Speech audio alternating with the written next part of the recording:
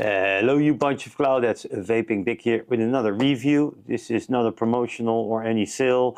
I'm just showing how this product works, what I think about it. It's just a review and you have to be of a legal smoking or vaping age to get these items. So on that notion, we're gonna take a look at the early bird Sparrow RS, which stands for a really small.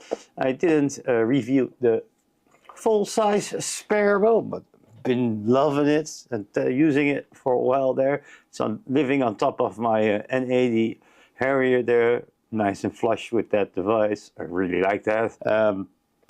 So yeah, we're gonna do a little bit of the Sparrow wiki. I'll keep this one short because yeah, Sparrow is a well-known bird. Sparrows are some of the most ubiquitous, resilient and adaptive little birds on the planet. Well, there are a dozen of species across different families. The one most people recognize is the house sparrow, the Passer domesticus in Latin. These little birds have essentially hitched a ride with human civilization, evolving from wild seed eaters into master urban survivors. So yeah. Yeah, this thing is available at this moment in stainless steel, gunmetal, and matte black. So yeah, this got the matte black one. We'll be installing some Boro bolts by Dave Watman's Coils because I want to do a side-by-side comparison with the full-size one, which also has Boro bolts installed. So yeah. I'm going to put the same liquid in there and see if there should be a flavor difference there, because this one is smaller, more condensed. It means more flavor. As well, this is more aimed at MTL and restrictive direct lung. Well, this one also does direct lung, and all the other ones, and especially with the MTL kit available for that one, you'll be able to get a more fine-tuned MTL experience on the full size. But yeah, let's look at the really small edition. As you can see, a white box for every really small edition there, instead of the dark box. Yeah, you get your nice early bird logo here. Of course, you got your nice envelope with your documentation there. You're getting your RTA, you're getting extension chimney, inner chimney, you get the outer chimney as well for extended, and an extension glass. You can see that will increase the size. So it should be 2 mL without the extension and 3.5 with the extension. Of course, you get this nice little box there with some extras.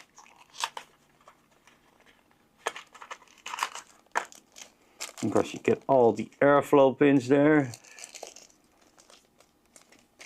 Already the 2.2 airflow pin is already installed.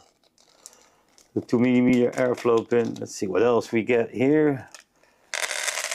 2.8, the 1.8, the 1mm one, 1.4, the 4mm one, huge pore. I'm going to install that one. Then we get the 1.2 for MTL and the 3.4. So those are all the airflow pins you're getting. Of course, there is another satchel there with some extra bow screw, which are grub screws instead of the flatheads, and you get inserts to reduce the wicking chambers. So yeah, if you have problems wicking this thing up, you can reduce that. I think there's mainly if you use the smaller coils in there, they're going to do. I'll keep one outside of the sachet. Show you how to put them in there. Clear drip tip and some O-rings in the satchel. And yeah, if you prefer that look over this look, you can switch them up. You can use your own 510 drip tips as well. Let's take a look at the RTA. Of course, you have airflow only on one side. Yeah, it's stop airflow, so it's not prone to leaking. It will travel inside there, and underneath your coil it will go upwards back out of the chimney. Yeah, and as soon as we open this thing, I'll show you more of that. Yeah, drip tip is 510 compatible. You can just damaging the O-rings there. Yeah, now I can't get it in unless I turn it. There we go. So a nice branding, early bird on the back, Sparrow it says. Yeah, to open it up, you just turn it around till you can move it up. There is your juice fill port. You got 2 holes there for air to escape. And yeah, to close it, align the logo with the slot here, and you slide it in, and you can just quarter turn it there. It's really, if you have problems with this or the full-size Sparrow, you can put tweezers there and turn the ring, tighten it down so it will go correct. I have heard people talking about they couldn't close their top cap, and yeah, that's the solution there. So yeah, very thick metal everywhere, even though it's smaller size there. Yeah, to get to the deck, you hold this, including the glass, especially if there's liquid in there, you want to hold that glass. If you want to put it upside down, but then with the top cap there, and we get to the deck. So yeah, as you can see, in the outer chimney has some space for air, goes in here, goes there in that peak there, and goes underneath your coil and comes out again. Pretty straightforward there. So yeah, of course you got the inner chimney with the airflow slot, and then you got the outer chimney. You have to get to the outer chimney, just yeah, to get this glass off, just press it a little bit here and just slide it off real easy. You have your outer chimney there, and you can just unscrew that. You can put the longer inner chimney there, screw that back in, get the longer glass on there, get the longer inner chimney there, and then you can put it together and you have bigger capacity there. It's quite easy. I'm going to use it in the shorter mode because yeah, in the shorter mode you'll get, of course, the longer the chimney, the further your mouth is away off your coil. So to get the best flavor out of this, I'm going to use it in short mode. Of course, I had to show it. So I put the outer chimney back in there. I'm going to leave the inner chimney there. Of course, switching the airflow pins is really easy. You can just unscrew the pin here.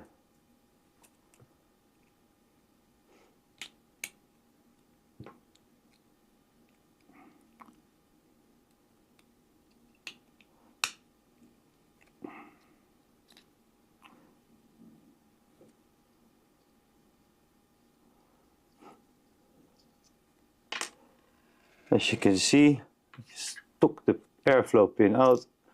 You can even take the whole base out now if you wanted to, but it will not obstruct your build or any kind. So you can leave your build in when you do this. So really pro there. And you just put the airflow pin back in.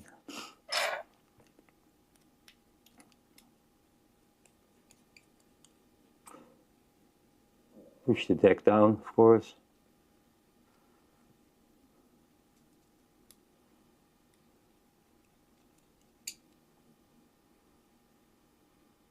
Make sure the insulator is still there, of course. Yeah, pretty easy. Then we got airflow pin installed there.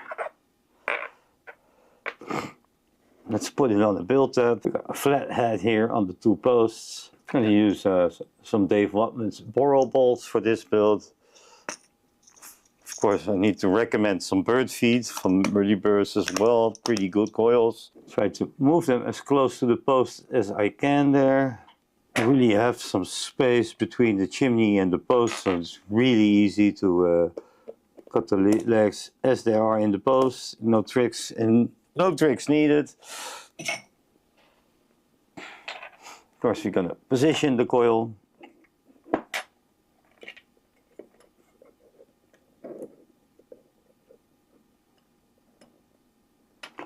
You can adjust the height of the coil according to your preference. You know, if you want more throat hit, you go a little bit closer to your mouth. There you go.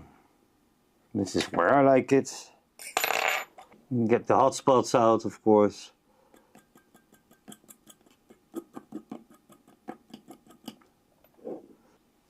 After you're done strumming the coils,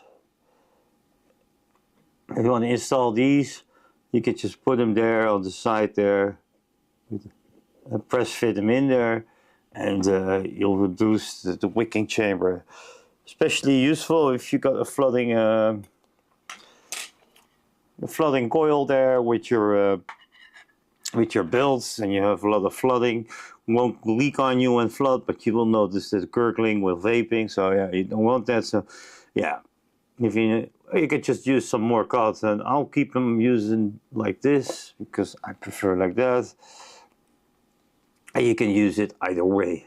Yeah, I got some Mavaton in there. It's nice loose there. And then I like to cut it a little bit outside the base there. I give it a little angle cut as well. There we go. You strum it a little bit to get the fibers in the correct direction there. A little bit of the excess gone there. And you just poke in. Nice and loose, not too tight. Very nice. We do the same at the other side. And then I got my build in there, nice and sloppy. Put that in there. As for juice, I'm gonna use some JMW VIP because I got the exactly same juice in the full-size Sparrow. So yeah, we can test that against each other.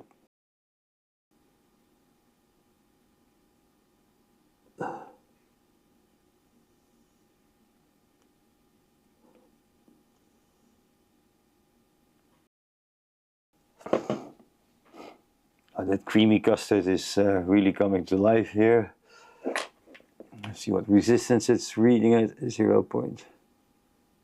Oh, nice resistance there. But I like to put on the chimney. You can put the chimney inside of the inner chimney, but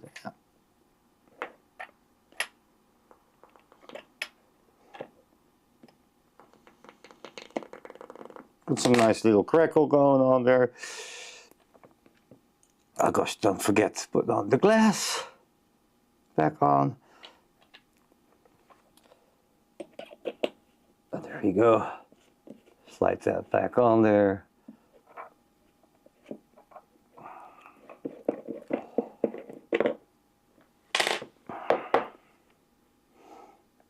It's a really nice compact one, really nice build. You feel the thickness of the metal.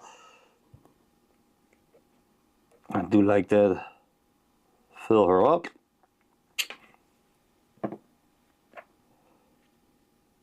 Of course, again, you align the early bird logo with the slit there. It pops right in there, and then you turn it and you adjust your airflow. I'm going to use it fully open.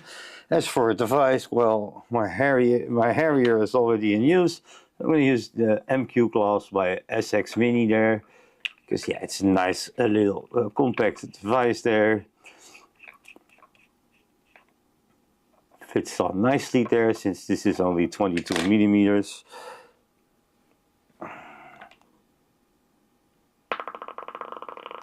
Nice little crackle going on at 25 watts. I think we should be able to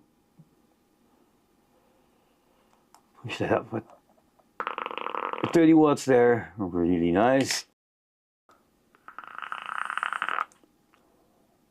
Oh yeah, that flavor is really popping in this RTA. Oh yeah, wow, yeah, really nice. Well, I'll dive on top.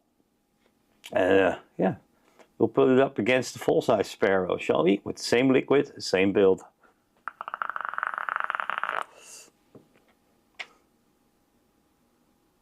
On top with the Sparrow RS, on top of the MQ class there. Also got the full-size Sparrow. So yeah, let's vape on this one. Really beautiful flavor. It's a smooth airflow. Compared to the other Sparrow, it's a bit more restricted. I got a nice little crackle going on. If the mic picks that up. There. Flavor is really popping on it though. So I got the 4mm airflow pin in this one, got the 3.5 in this one. Flavor is still banging on this. We're getting way more flavor of the Sparrow RS because yeah, everything is a little bit smaller there, so more condensed. Yeah, if you're more like a direct long person, I would recommend the full-size Sparrow in that. If you prefer MTL or RDL, you're probably going to be more of a flavor chaser, and then the Sparrow RS is the way to go. His flavor is really a little bit more intense on this one than it is on the regular Sparrow. It's really good on the Sparrow, don't get me wrong.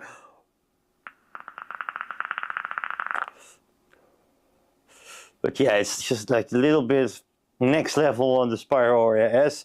And of course, if you like little small mods like these, to put your 22mm RTA on top, you like things more pocket size, RS is really a good option for that as well.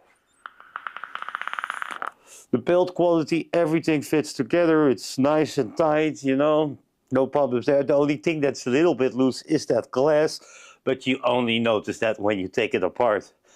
So if you have liquid in there, be careful. If you want to put it upside down to keep the liquid in there, hold the glass when unscrewing the whole thing is a little bit of advice there. Yeah, I had problems with the full-size Sparrow and I just got one. I've been using it for a while and I got the wicking down. You need to wick it precisely until you get it right so it doesn't flood or it doesn't feel any burned. But I got my technique down now. Yeah, of course, let me know if you have special techniques different than mine. I love to see those in the comments, of course. But yeah, both the Sparrow and the Sparrow RS are banging RTAs. Good build quality there. Everything fits well together. Flavor is amazing. The airflow is nice and smooth. Flavor is really popping on this one. Oh, that VIP, that's like a creamy custard there. Oh, it's so delicious. Yeah, so that's my my wick build and review for the Sparrow RS. I hope you enjoy my content and remember, vape life matters.